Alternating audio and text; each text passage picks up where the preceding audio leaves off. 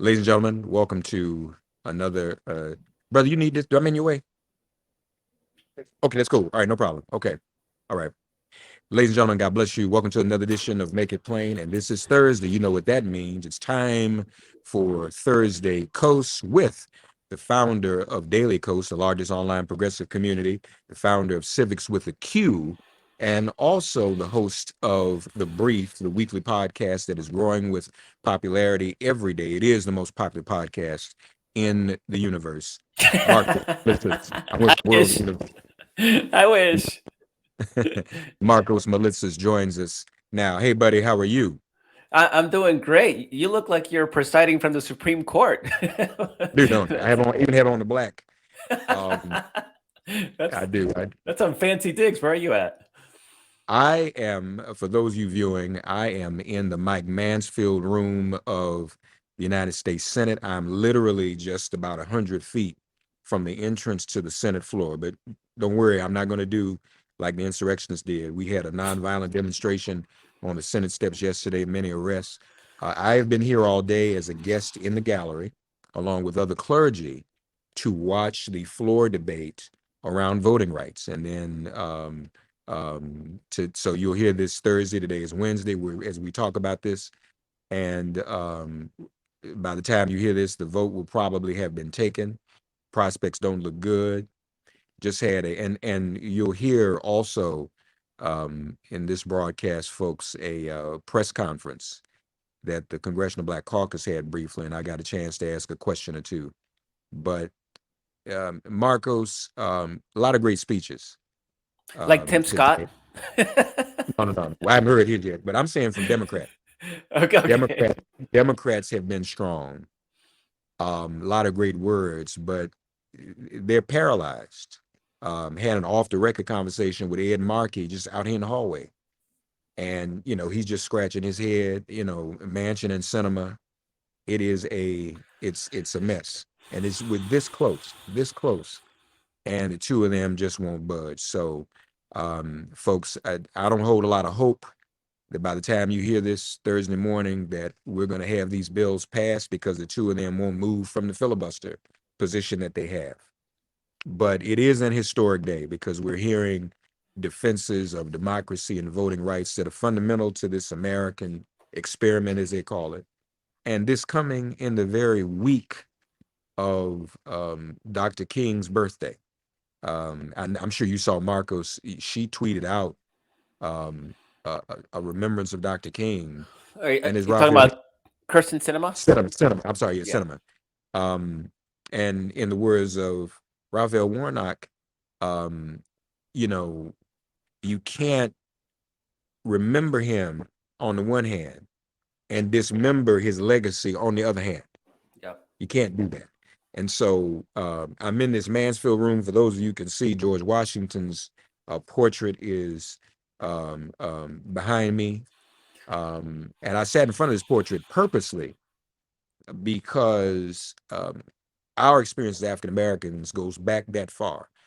George Washington held enslaved people. And so today, part of getting out from up under America's original sin of slavery is fighting for our democratic rights to vote. We weren't real citizens. Marcos, as you and I have said, this Senate is constructed around the principle of slavery. You have states that have disproportionate representation to other states. Like you live in California. Y'all only got Yep. 2 senators. Yep. But other states have equal Senate representation that you have. Because the thing was, wait a minute, we're going to count 3/5 of the number of slaves we had so we can have an equal. So, that is a tyranny of the minority. Then you have the physical minority with the filibuster using that. And then you have another minority of 2 Democrats. So it's like a triple minority. You didn't even have a triple minority in South Africa. There was one party. It was just white folks oppressing black people, minority party. We took it out. But here it's layered. You've got the construction of both houses of Congress itself. Then you've got the two-party system where one party, in this case Republican, can do what it does. And then on top of that, within the Democratic Party, two other people who are doing that. So the minority, last I'll say, I think Chris Van Hollen said it best yesterday. because of the way it was set up, the minority is already represented. And he talked about how some states have a fourth of the population of other states. A So, fourth. You're talking North Dakota with 600,000 people, which is less than the population of San Francisco. Or, um, in fact, I think I saw a statistic that said that there's like 18 cities with more population than that of Wyoming. yeah, yeah, yeah. So the minority is represented because they still get the same number of people you and I get. Yeah, they get You and I in two biggest states, California and New York, but yeah, they don't have. They're not locked out. So yeah. it's that's why we're here, man. And it's I don't know. I asked too, um, some of the House members, and you all will hear that after Marcos and I finish talking, um, whether they had any other legislative remedies up their sleeve, and they said they do. They didn't want to disclose them. So we'll just have to see what happens. But it's already 2022, Marcos. Yeah. Marcos, think about this. The clock is ticking already on some of these voter suppression laws in the 19 states where they have been resurrected. And so there's a clock on this. If this legislation doesn't really get through, it'll be in a timely fashion, it'll be too late to stop some of that which is going on in the other states. Oh, this year is a wash. Like we're kind of screwed. The only thing that gives me a little bit of hope is that when there are voter restrictions, generally that cycle there is a backlash with voters that are being restricted. Right? People don't like to be told they can't vote, um, and we even saw that in Georgia in the runoff election just now, where Raphael Warnock and John Ossoff won. People do not like to be restricted, and it's our problem is the second election. Once it becomes ingrained, once you get that initial burst of adrenaline and that fades, then those restrictions really take root, right? So the only chance we have right now, other than some last minute conversion by Manchin that nobody's really expecting, of course, is that we win a net two seats in the Senate this November, and we rendered Manchin and Sinema irrelevant. Right. And then once that happens, we can get DC statehood. I mean, the whole things start doesn't fully balance out, right? We can't balance out Nebraska, North Dakota, South Dakota, Wyoming, Idaho, all these small single member states. But you can start a little bit. DC gets us a little bit of the way there. Puerto Rico, if with a referendum, you want people to have their own self-determination, but with a referendum, Puerto Rico may end up being another state, right? So those things now become possibilities. This legislation becomes, a possibility, not just the one we have today, because this is the one that was written by Joe Manchin. This is Joe Manchin's bill that he himself is refusing to allow a vote on. Just the irony of the situation. And even though it was written by Joe Manchin, it's not terrible, but it's not the best piece of legislation we can have. We win those 2 net seats this year, then we don't need to use Joe Manchin's bill anymore. We can actually write the idealized version of a voter protection bill. So that's the game. That's the game. And of course, we've talked about it historically. The party in the White House loses seats in the midterm elections and congressional elections. We have some headwinds, but things aren't as horrible as they were in 2010 when Democrats got absolutely wiped out. And big part of the reason is that Donald Trump is Bigfooting his way in, doing his best to keep the Democratic base engaged, giving us candidates like Herschel Walker that are going to be much easier to beat than might otherwise be the case if you had Mitch McConnell in charge. Mitch McConnell, he knows what he's doing. It kind of almost offends me how little Mitch McConnell is appreciated by the Republican base. Like, he is the game. They have the Supreme Court because of Mitch McConnell, not Donald Trump, not Ron DeSantis, because of Mitch McConnell, and they hate him for whatever reason. He's been their most effective, loyal, and just downright evil foot soldier in the Republican conservative movement. So I don't understand why they don't appreciate him. But luckily there is this there's Trump, and then now you have this Trump DeSantis feud that's starting to flare up, and you're going to see more and more people willing to stand up to Donald Trump. So you're going to be a little bit of a fracturing of that party, and my dream, Mark, is that Trump takes down DeSantis this year as a way to take out the sails of a 2024 presidential bid, because he's decided that DeSantis has screwed him. He's not loyal, blah, blah, blah. Right. There's an easy way to knock him out of the game, and it's just to help him, get him to lose this year's gubernatorial race. And if that happens, maybe he takes down Marco Rubio as well. Yeah. Yeah. And then we have, Florida's Florida, right? I mean, it's not a state where one party wins decisively. Yeah. It doesn't take much. Right. No, we got to get our people out. There's a lot of things, right? I mean, that need to happen. Joe Biden's numbers do need to creep back up, but it's not all lost. And that's the game. November's the game. You talked to Joe Trippi on the brief this week, and he gave you some optimism too, didn't he? Yeah. He had a 5-prong argument, and I don't know if I'll remember them all right off the top of my head, but one of them is Trump's big footing. I mean, Trump, instead of making 2022 a referendum on Joe Biden, it's becoming another 2020. It's becoming another battle of Trump versus Biden. That gives us a chance. Number 2, we got more votes than they did in 2020. 9 million more votes than Republicans did. We know who those people are. We have their information. We know where they live. We know how they voted. And so we have the ability to go back and build upon what was done in 2020. Doesn't mean that they'll want to come out, right? But at least we can message these people and work on them. So we have that kind of infrastructure built. Republicans did not gain seats via redistricting. Now, there's still some states left. New York's not done. Florida's not done. There's a court case in the Ohio Supreme Court just surprised everybody by throwing out the Republican gerrymander in Ohio. There's a lot of unknowns yet, but by all indications, we are probably ahead between 4 and 10 seats in redistricting. Now, what Republicans did is they already had a gerrymandered map, because they did it in 2010. So what they did is there wasn't a lot of news room to pick up, particularly since in this last census, we talked about it, I don't know, half a year ago, rural areas have really emptied out. There is a dramatic decline in the white rural vote. So it sort of eliminated a lot of their ability to gerrymander aggressively. So what they did is they shored up their incumbents. So there's a lot fewer pickup opportunities for Democrats.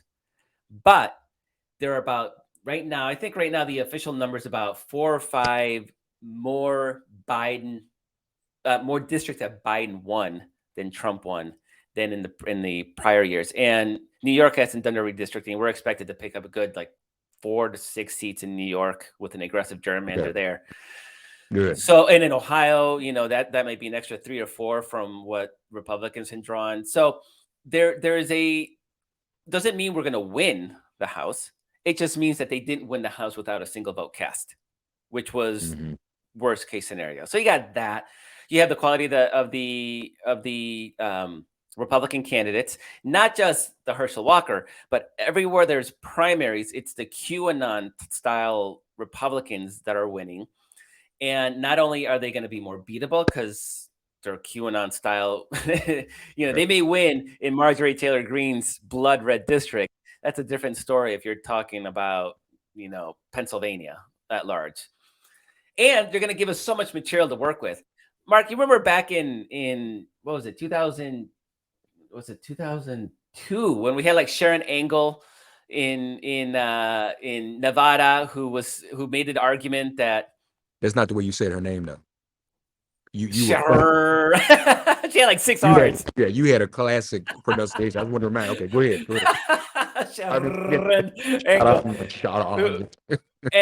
These were the Tea Party crowd. They weren't even as far out as the Q people, right? And they would argue things like people don't need government health care because they can trade chickens for health care. I mean, that was literally an argument that Sharon angle made. There was that one in Maryland. I forgot her name, but she's the one that ran the ad saying, "I'm not a witch." And so, and then you had, what's the guy in Missouri who talked about the rape comment, right? Where there were some Yeah, yeah. oh, what was that? It was so Was that the bad. one where he said women have a way of shutting Yeah, down? yeah, Right. there is that. Yes. I'm shutting that down. Tariq. Um, Yeah, yeah, these candidates, we ended up limiting our losses, if not winning a couple seats, by highlighting like just how far out there the yeah. Republican Party had become. This year, it's going to be like, it's going to be so far beyond that, right? We're going to be talking like Jewish space lasers, type of crazy from the Republican Party. Right. You saw that was Lauren Boebert, right? Who Yeah, was yeah. talking No, about I Jewish remember space that. labor. Yeah, yeah. I And looked like that because I'm still trying to figure out what a Jewish space laser specifically is. so um, it's going to give us an opportunity. People may be upset at Joe Biden because we didn't get voting rights passed, and he does need to forgive student debt. But I think a lot of that is people are going to realize, oh my God, this is what the alternative is, and it's terrifying. And our democracy is literally on the line. I mean, this Yeah, is not a debate over tax cuts for millionaires or even do we maintain a war in the Middle East, right? This is, do we have a democracy? Because Republicans and Donald Trump have made very clear that their goal is to take over the machinery of elections. Anybody that has a say in the election is a target because he's not pretending to win a majority of the vote. He didn't do it the first time. He certainly didn't do it the second time. I don't think he's even cares, right? right, In fact, he just uttered the same words that Joseph Stalin said. Like, what matters isn't who casts the vote. What matters is who counts the votes. right. I mean, he's literally echoing one of history's worst murderers, dictators, and that's what's at stake this November. And the thing is, the difference between a filibuster-proof Senate majority, and this is our last chance because the map gets really bad the next two cycles. Like, if we don't get it now, we're effed. The difference between gaining 2 seats, at least net 2 seats this year, and losing the Senate is not even, it's so dramatically different. I mean, it's night and day. So it has to happen. Like, we don't have a choice. We have to win. Otherwise, it's going to get really dark and it's going to get really bleak. And our ability to move the country forward is going to, it's going to take a step back. It's going to make 2024 harder to hold on to the White House. We really won't have a chance to take over the Senate until 2026 at the earliest, probably 2028 more realistically. I don't want that, Mark. We can't. No, no, We no. can't. And as we've talked as nauseum, I mean, everything you say, the good news is good news, but we can't. It's not like the weather. People aren't that good at predicting that nowadays either. We can't predict necessarily yet what morale will be this November or even in these primaries. Now, hopefully it's great. But I mean, we're at a very dangerous place because people are watching what's happening even in the Senate today and they just don't understand. And I think that's again goes to, I'm not talking about the messaging problem that the Beltway media projects on Democrats. I'm talking about our own organic indigenous messaging issue because we gave it to people very simply last year in January and November of 2020. Going to do this, and we got a majority. But remember, it was just like you brought up, you put Max Baucus back on my brain. I'll blame you on that. I wasn't trying to think about Max Baucus anymore. Or Sharon Angle for that matter. You brought up a lot of people today, but it's cool. We remember how Obama comes in and we has a super majority. And it didn't take long for people to grasp, no, not really. That's not really what we have. This is it was a little bit more in the abstract. and people bought into 50-50 plus Kamala Harris makes it the +1. And I don't Yeah. think anybody anticipated what uh even if people wondered about Manchin, nobody thought Sinema would be the way she was because she rode in on her horse as a progressive. Yeah. So I think those are the little things that discourage and confuse and make people Yeah. say to people like you and me, I'm already hearing it. Well, what difference does it make? They're gonna Ellie Mistel, folks, I share with the audience. I don't know if I forgot to send you, Marcus. I don't know if you saw it, but he did a great thread about Democrats having sort of a history of doing this, and then there's always some moderate to conservative Democrat that plays the role of scapegoat. He was reminding us how Joe Lieberman did the dance the mansion is doing at one time, and Marcus did Yep. it. So that's what we've got to overcome. And I think I've said this to you before too. The only advice I can offer, the only morale boost I can offer is to remind people, and Clyburn said it at the press conference today too. None of this stuff really does happen overnight. Even the end of slavery didn't happen overnight. Many people died and never saw freedom, but they kept fighting because they knew the next generation would pick it up. The most modern example, though, now this weekend, these folks about to tear up DC around Roe v. Wade. Hmm. And folks, we might want to learn a lesson from that. It's been 49 years.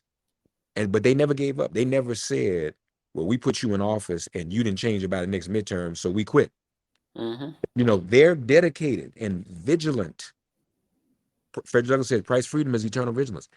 And so think about it. What they started 50 years ago, 49 years ago, might actually happen because they never gave up. Yeah. And so I don't know, folks, that we can really live with. I know everybody's upset and angry and frustrated. I get it. But I think we have to ask ourselves, looking, if we do this, if we give up and give it all back to Trump, 10 years from now, we're going to look back and say, well, wow, maybe we shouldn't have given up either. Maybe stuff doesn't happen in a year or two. I mean, we're still dealing with the consequences of 2010, where everybody stayed home because they were pissed off at Obama for not delivering everything he promised.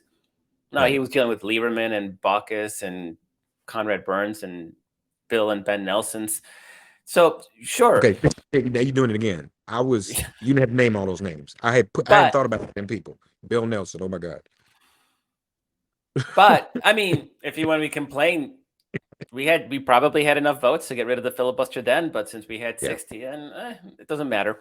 So it's been frustrating that, and to be actually fair, a lot of liberal interest groups actually fought to keep the filibuster in place because they just assumed we'd be in the minority the whole time, and that was the way to make sure that the Senate didn't pass more regressive legislation. Back when people pretended that America was a center right nation, remember that America's a Yeah. center right Yeah. nation. Like nobody says Yeah. that anymore. Like that ship sailed.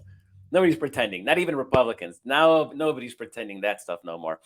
But a lot of people had bought into that notion, and so a lot of liberal groups, they were perfectly happy to have the filibuster, just to make sure that the Senate wouldn't pass anti-abortion legislation or anti-environment legislation. And so they also, as we as a movement, also shot ourselves in the feet. I mean, I was a radical, Mark, back in 2002 when I was advocating getting rid of the filibuster. Like I would go places and people Yeah. would yell at me. Yeah. Like, did I Yeah. know how irresponsible that was? Mm-hmm. Mm-hmm. Mm-hmm. So I take solace in the fact that at least not everybody agrees with me because it was Yeah. lonely, Mark, in those early days. It was lonely. I was like, But you didn't get. what am I missing? This filibuster thing is crazy. Nobody believes it even exists. There's no accountability for the party in power because the minority can just obstruct and then say, look, they're a do nothing Senate. Well, of course you're a do nothing Senate because all you got to do is say nope, and then it becomes a do nothing Senate as long as you're in any kind of minority, any realistic. I mean, nobody's getting more than 60 votes in this day and age. Yeah. So Yeah. no, and then you know what? Frickin' McConnell will get rid of the filibuster as soon as it's expedient, That's right. and That's right. That, and then people be like, oh, the norms, heavens, the norms. They'll all get the vapors. Some right. norms. Right. and Sinema thinking that, well, we have to protect it, or they're gonna, get rid of it when they come. They're gonna do it anyway. They're gonna do it anyway, and I don't cinema. 2024 can't get here soon enough. No, anything else, we may be in the majority, we might be in the minority. I don't care. Wait, 2024 man. is the year we get rid of Breaking, cinema. breaking news though. I'm up here. You walk these halls, you hear and you talk to people. So Lil Bird's up here telling me that he's not going to announce it yet because it's too early. But Ruben Gallego Oh is yeah, going to yeah. take her down. I mean, he can't announce now because he's got to win his reelection, right? It would be Yeah, poor yeah, form to announce for right, something, right. so he's not going to do that. But And he Ruben, just won. It's like a sweepstakes to see how many people are going to yeah. get. You're going to like. No, Ruben's going to clear the field. I mean, maybe some other people. Ruben was going to run, for Senate last year, and he stepped aside for Mark Kelly for the good of the party. Like, he was a consummate team player. I was actually, he asked me what he should do, and I was like, run. But no, he steps aside for the good of the party. So it's like, I think he's earned the right to step up and challenge, and I think he's going to raise more money than anybody. And there ain't enough PACs in the world. There ain't enough corporatists in the world for Sinema to keep up. Right. Let me give credit where credit is due. Ruben, folks, was a holdout for a little while, but Ruben has now himself even signed on to HR 40, which is a whole nother issue. As I've said, we're at 215 votes. So that doesn't count the speaker. So really we're 2 votes down, but Ruben is one of those votes, and that says a lot about him. And I just want to say that publicly. We appreciate that. We had to do some education. He was like, oh yeah, I can do this. So that's a good thing. Well, folks, as I said, by the time you hear this, I will have already left here, I guess, unless, I sit in and go to jail some more. But as always, we thank you, Markos.